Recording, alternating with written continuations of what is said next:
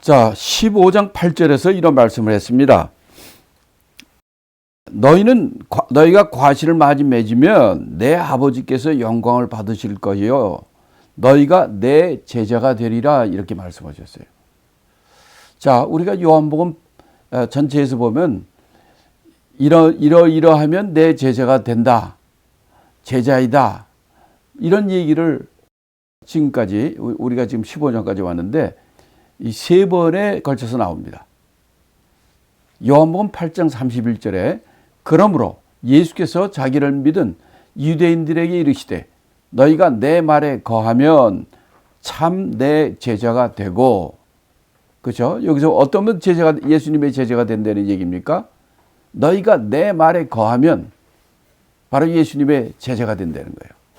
또 요한복음 13장 35절에도 너희가 서로 사랑하면 이로써 모든 사람이 너희가 내 제자인 줄 알리라.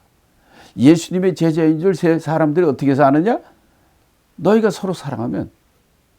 첫 번째는 8장에서는 너희가 내 말에 거하면, 예수님 말씀 안에 거한다는 게 뭡니까? 그 말씀 안에 순종하며 말씀대로 사는, 말씀에 따르고 말씀에 순종하는 이런 자가 되면 예수님이 제자가 된다는 거예요.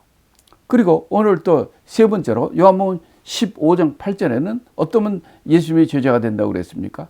너희가 과실을 많이 맺으면 아버지께서 영광 받으실 것이요 너희가 내 제자가 된다는 거예요. 과실을 많이 맺으면, 여러분이 과실을 많이 맺으면 예수님의 제자가 된다는 겁니다. 그러니까 첫 번째는 바로 여러분들이 예수님의 말씀 안에 거하면 제자가 되는 것이고, 두 번째는 서로 사랑하면, 우리가 서로 사랑하는 자가 되면은 예수님이 제자가 돼요. 세 번째는 많은 과실을 맺으면은 예수님이 제자가 된다는 거예요. 자, 그러면 여기서 제가 한번 물어보겠습니다. 여러분 제자가 되기 원하십니까? 아니면 학생이 되기 원하십니까? 물론 다 제자가 되기 원한다고 얘기하겠죠. 그러면 제자하고 학생의 차이가 무엇입니까? 제자도 배우는 사람이요, 학생도 배우는 사람이죠. 근데 조금 다르긴 합니다. 예를 들어서 내가 컴퓨터를 배운다. 그러면 컴퓨터 배우는 학생입니까? 제자입니까? 기타를 배운다. 아니 어떤 특별한 기술을 배운다. 지식을 배운다. 이건 그냥 학생입니다. 배우는 사람을 학생이라 하죠. 근데 제자는 더 의미가 깊죠. 여러분들은 학생이 되지 말고 제자가 되어야 됩니다. 이 제자가 되는 것은 예수님의 지상명령이에요. 예수님께서 우리에게 이 세상 하늘날로 올라가기 전에 우리에게 주신 마지막 유언의 말씀이란 말이에요. 그게 뭔지 아십니까? 그게 여러분이 예수님의 제자가 되라는 거예요. 한번 읽어볼까요? 예수님의 지상명령이 뭐냐면 마태복음 마지막 장 28장 19절 20절에 하신 말씀인데 그거를 한번 같이 읽겠습니다. 그러므로 너희는 가서 모든 족속으로 제자를 삼아 아버지와 아들과 성령의 이름으로 세례를 주고 내가 너희에게 분부한 모든 것을 가르쳐 지키게 하라. 볼지어다 내가 세상 끝날까지 너희와 항상 함께 있으리라 하시니라 하고 마태복음이 끝나는 겁니다. 그러니까 예수님께서 이 땅에 있으시면서 마지막 예수님이 십자가에 죽으시고 3년 만에 부활하시고 그들과 함께 있다가 승천하시면서 하시는 마태복음 가운데 마지막 말씀이에요. 그것을 우리가 뭐라고 그러냐면 예수님의 지상명령. 중국 사람들은 예수님의 대사명, 다스밍, 대사명이라 합니다.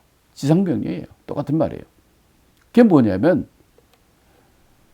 너희들은 그러므로 예수님의 마지막 유언의 말씀이 뭐냐면 너희들이 이 세상의 모든 족속을 예수님을 제자로 삼으란 말이에요. 예수님의 제자를 만들려는 겁니다.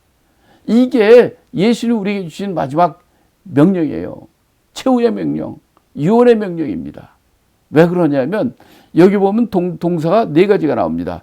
너희는 첫째, 가라. 두 번째, 제자를 삼으라. 이거 동사예요. 그 다음에 세 번째는 세례를 줘라.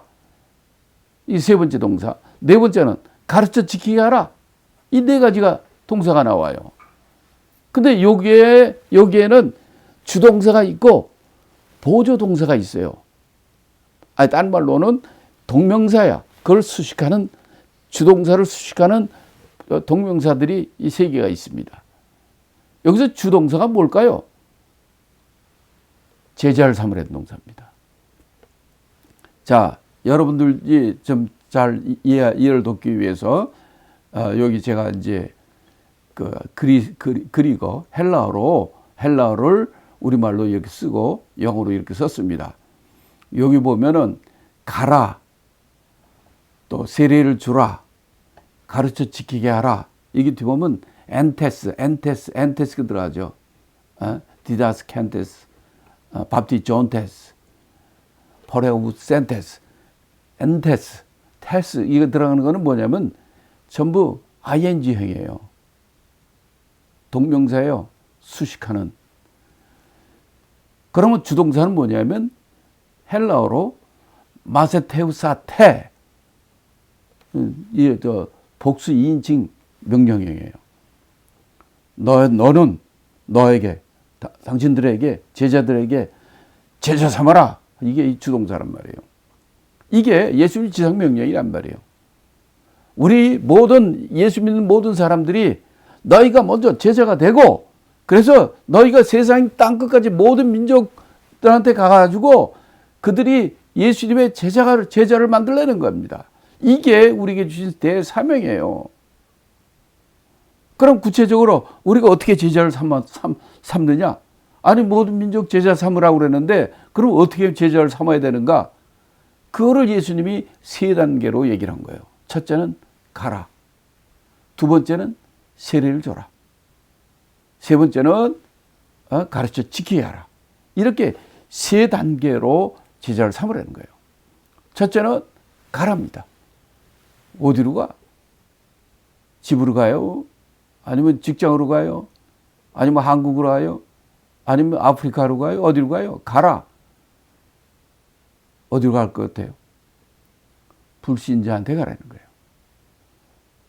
복음이 들어가지 않는 모든 민족에게 가라는 거예요. 믿지 않는 사람한테 가라는 거예요.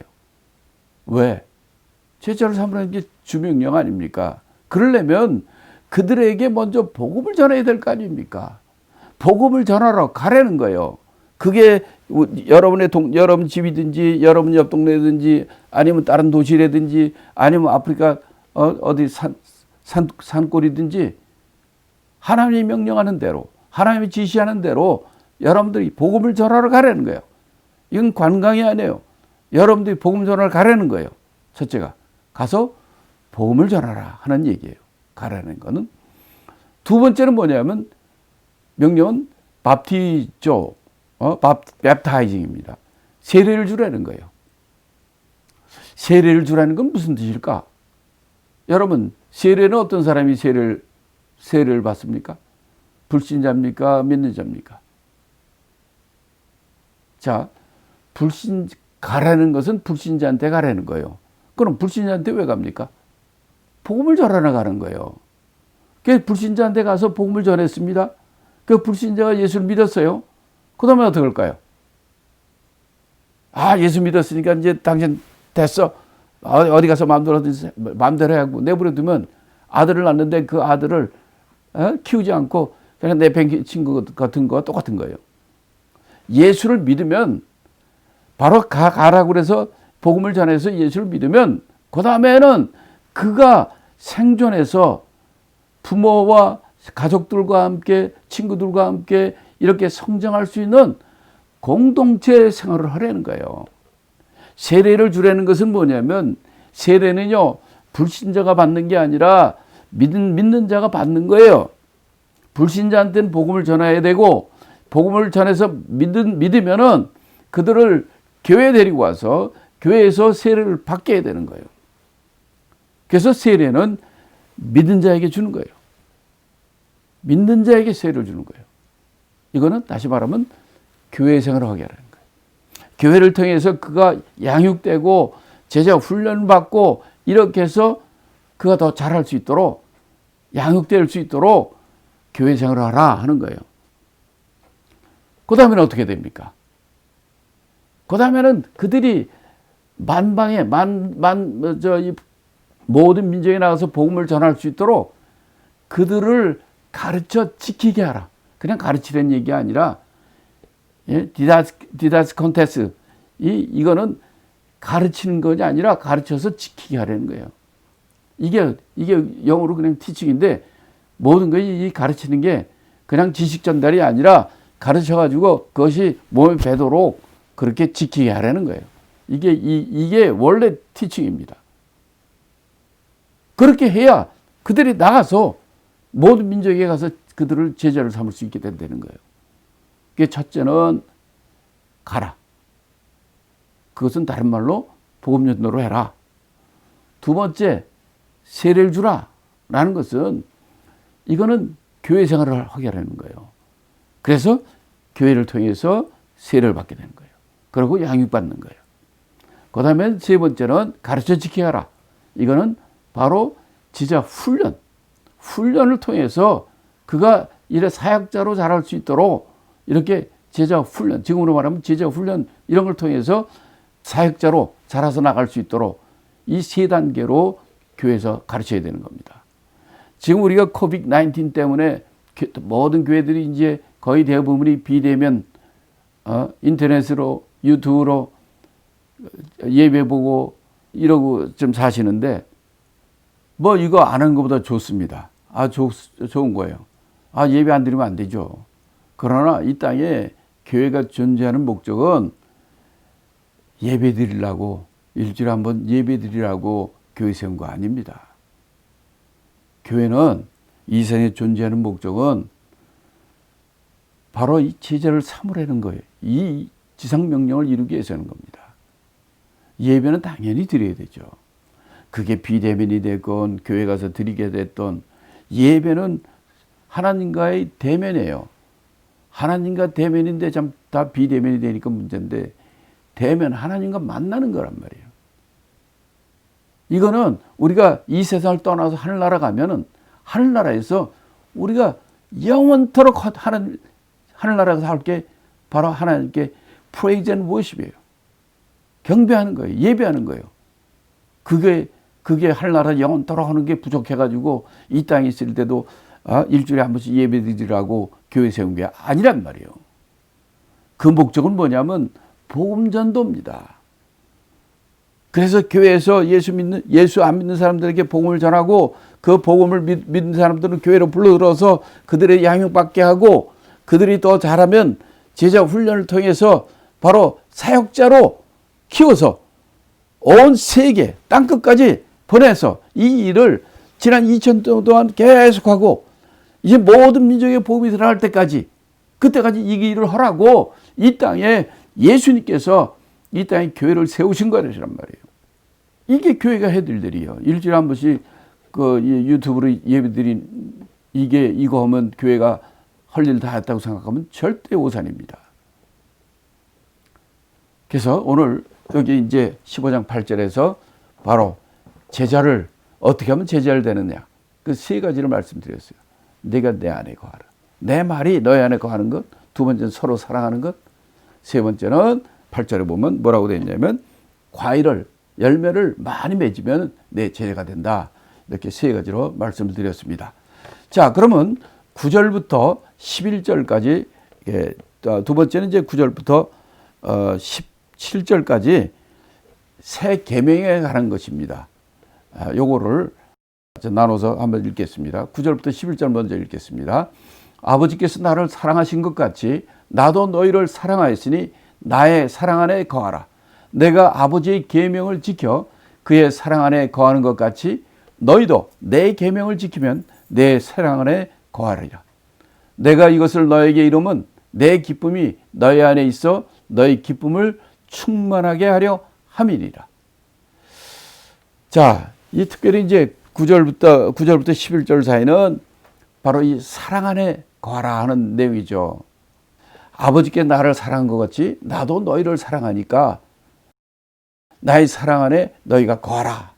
이렇게 얘기를 하고, 이거는 내가 아버지의 계명을 지켜 그의 사랑 안에 거했던 것처럼 너희도 내 계명을 지키면 내 사랑 안에 거하게 된다는 거예요. 이는 내 기쁨이 너희 안에 있어 너희 기쁨을 충만하게 하려 함이라. 이렇게 말씀합니다. 특별히 이제 11절에 보면 이렇게 얘기를 합니다.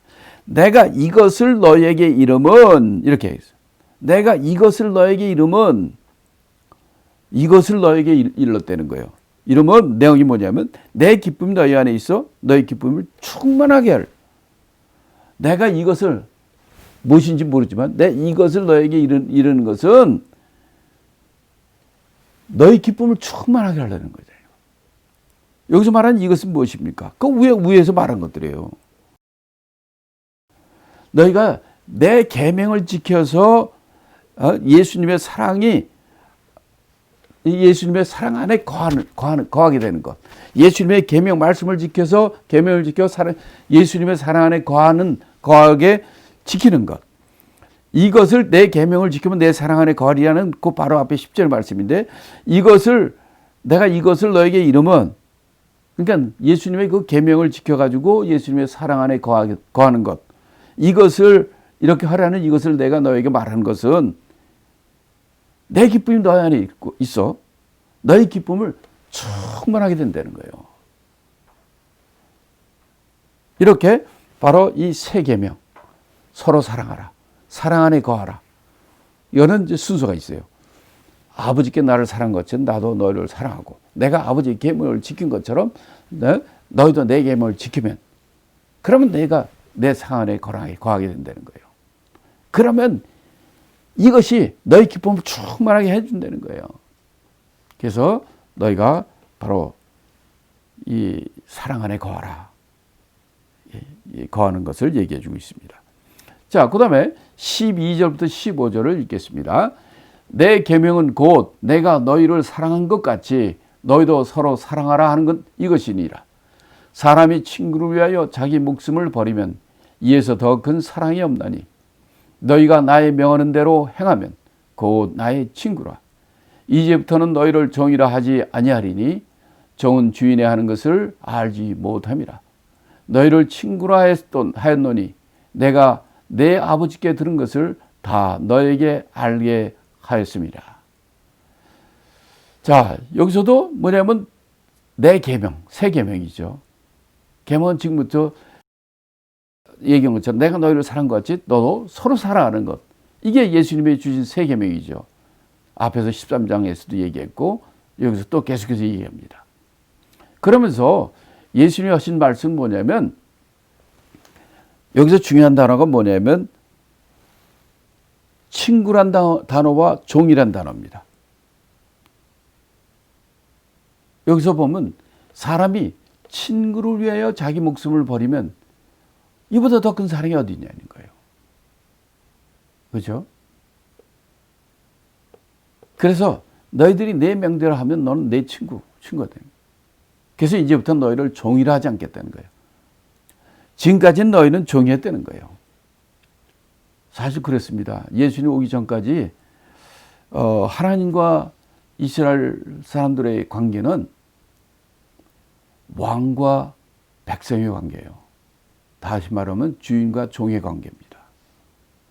그래서 그들은 율법을 하나 지키기만 해도 재앙이 떨어지고 죽음을 당하고 그런 거예요. 그런데 예수 그리스도가 오심으로 이제 예수 그리스도를 믿는 자는, 그전엔 너희는 종이었지만 이제는 내 친구라는 거예요. 아니, 친구일 뿐만 아니라 믿는 자, 영접하는 자, 그 이름을 믿는 자는 하나님의 자녀된 권세를 갖게 되는 겁니다. 그전엔 종이었지만 이제는 예수님이 신학에 들어와서는 우리가 종이 아니라 바로 하나님의 자녀가 되는 거예요. 종은요, 99번, 100번 잘해도 한 번 잘못하면 그 벌 받아요. 어쩌면 쫓겨나고 어쩌면 죽기도 해요. 근데 자식은, 아들은 어떻습니까? 맨날 말 안 듣고 그래도 야, 이제 너 이제부터 너 내 자식 아니야? 하고 쫓아낼 수 있나요? 자식 어떻게 버립니까? 그래도 자식이죠. 이것처럼 예수 그리스도를 통해서 우리 신분에 큰 변화가 온 겁니다. 그전에는 이제 종이라 했다는 거예요. 그러나 예수님이 이제부터는 너희를 종이라 하지 않는다는 거예요. 왜? 예수님은 우리 친구된 우리를 위해서 목숨을 버린 이렇게 더 큰 사랑. 그래서 너희도 내 명대로 이렇게 하면 내 친구라는 거예요. 그래서 너희는 이제 종이 아니라는 거예요. 종은 주인이 하라는 거 그냥 무조건 맹종하면 되는 거예요. 주인이 하는 걸 뭐라는지 알지 못하고 그냥 시키면 하는 거예요. 그러나 너희는 다 내가 너희에게 다 알게 한다는 거예요. 내가 아버지께 든 것을 다 너희에게 다 얘기하니까 너희가 아버지 뜻 다 알냐. 그건 종이 아니지 않냐. 그래서 너희는 바로 친구, 여기서는 예수님이 친구라 얘기했고 또 딴 데를 통해서는 바로 하나님의 자녀된 신분을 우리에게 갖게 된다는 거죠. 그래서 너희들이 서로 사랑하라 하는 이 세 계명을 주신 이유와 그걸 통해서 우리에게 신분이 그전엔 종에서 바로 이제 예수님의 친구로 변화됐다는 것, 이것을 얘기해 주고 계십니다. 이 서로 사랑하라는 이 세 계명은 여러 군데 나와 있어요. 그래서 제가 몇 개만 뽑아왔습니다. 한번 같이 읽으시죠. 요한복음 13장 34절 보면 새 계명을 너에게 주노니 서로 사랑하라. 내가 너희를 사랑한 것 같이 너희도 서로 사랑하라. 35절 너희가 서로 사랑하면 이로써 모든 사람이 너희가 내 제자인 줄 알리라. 이 세 계명이죠. 그 다음에 요한일서 4장 12절에도 어느 때나 하나님을 본 사람이 없으되 만일 우리가 서로 사랑하면 하나님이 우리 안에 거하시고 그의 사랑이 우리 안에 온전히 이루느니라. 이게 세 계명이란 말이에요. 또 데살로니가전서 4장 9절에도 형제 사랑에 관하여는 너희가 쓸 것이 없으면 너희가 친히 하나님의 가르치심을 받아 서로 사랑함이라. 데살로니가 후서 1장 3절 형제들아 우리가 너희를 위하여 항상 하나님께 감사할지니 이것이 당연하면 너희 믿음이 더욱 자라고 너희가 다 각기 서로 사랑함이 풍성함이라. 베드로전서 4장 8절에도 무엇보다도 열심으로 서로 사랑할지니 사랑은 허다한 죄를 덮느니라. 서로 사랑하라.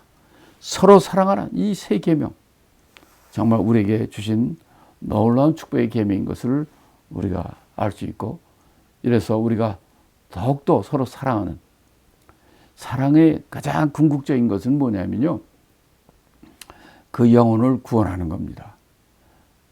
우리가 아무리 그들에게 많은 먹을 걸 주고 돈을 주고 뭐 집을 사주고 뭐를 해준다 할지라도 그 영혼이 구원받지 못하면 그건 진정한 사랑이 아닙니다.